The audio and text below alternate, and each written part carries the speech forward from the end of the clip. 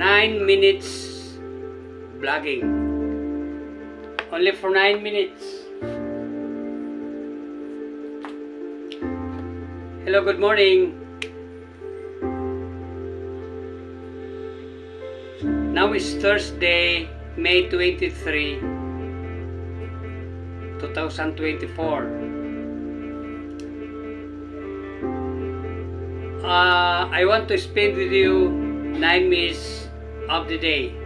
First 9 minutes of the day. Katatapos lang pagsamba,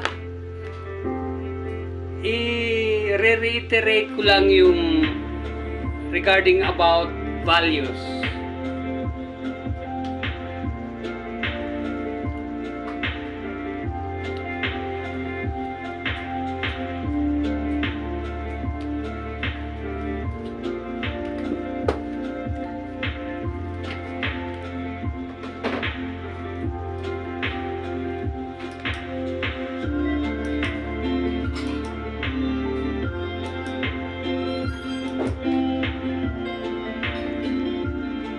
Yan, values. Values, yung mga mahalagang bagay sa ating buhay. Kailangan mag-create ka ng values mo. Maaari magkaiba ang values natin, but it is one way of creating more friends na kapareho mo ang values mo. Kapareho mo ang values nila sa'yo. Para sa akin, I have 6 values. Number 1, worship, service to God.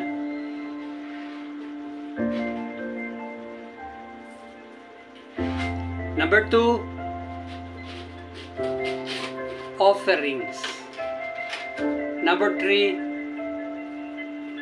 network time. Number 4, health. Number 5 is family. And number 6 is service.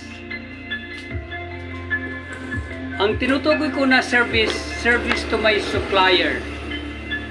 I'm referring to una, ang serbisyo natin sa paglilingkod sa Diyos. Mayroon kang peace of mind.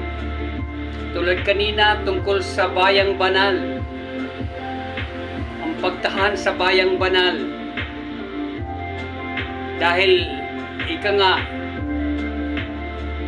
hindi ito ang ating bayan.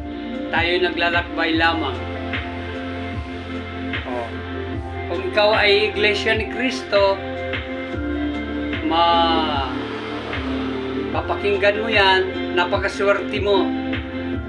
Kung ikaw naman ay sanlibutan, wala ka sa loob ng Iglesia, magsumikap po kayo na makapasok sa Iglesia ni Cristo. 25 lessons pag-aaralan dyan.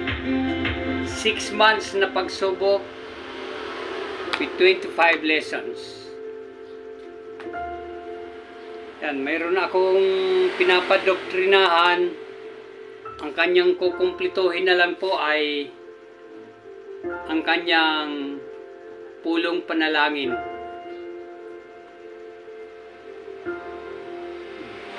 Importante sa tao yung kapayapaan. If you have the right values, mayroon kang kapayapaan. Halimbawa, magkasabay ang bisita sa pagsamba. For respeto, magpapaalam ka muna, nasasamba ka, so unahin mo ang pagsamba. Hindi katulad noon na napupunta pa sa kung ano-anong mga kalayawan.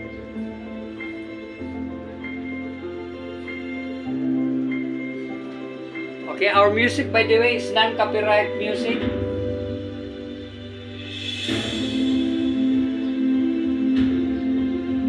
Yan. So, you know, how to write your values. I will copy paste my values para maging pattern nyo.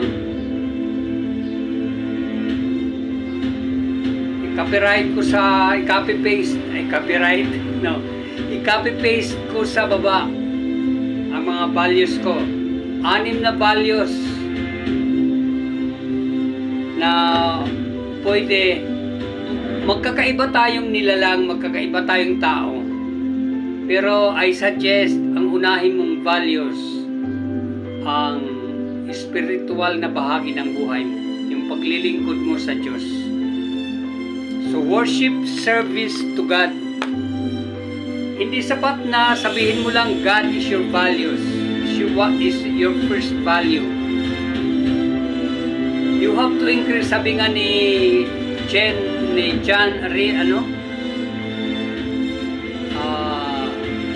sino bang isang speaker? Jim Rohn, R-O-H-N, Jim Rohn. Sabi nga niya, you have to increase your value in the marketplace. Importante ang value. Kung ikaw ay madalang sumamba, iba ang values mo, hindi ka naglilingkod sa Diyos, i-improve mo ang values mo para may karoon ka ng kapayapaan. Kasi pagdating ng araw, pagdating ng pagbabalik ni Kristo, pipila ka sa mga kasama ng kanyang mga tupa, yung kanyang mga hinirang, para sumama ka sa bayang banal. O, kasi kung ikaw lang, Mag-Fertile S Advance for faster and longer lasting relief. Ang bahala sa inyo! Delectable Crunchy Choco Malt. Grab yours now!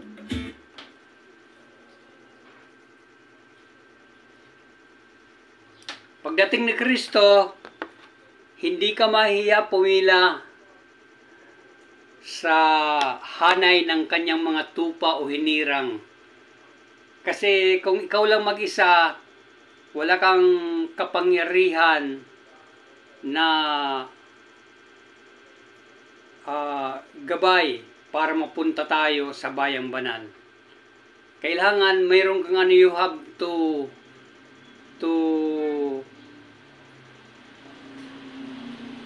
accept the power of Christ. Meaning, binigyan siya ng pagkapangyarihan ng Diyos na isama tayo sa bayang banal kung saan tayo maninirahan. In the Holy City, tunay kang mayaman. Magbalik ka na kung ikaw ay pahapay-hapay sa paglilingkod sa Diyos. Kung ikaw may tungkulin, wala ka namang karamdaman, tumupad tayo. Tumupad na.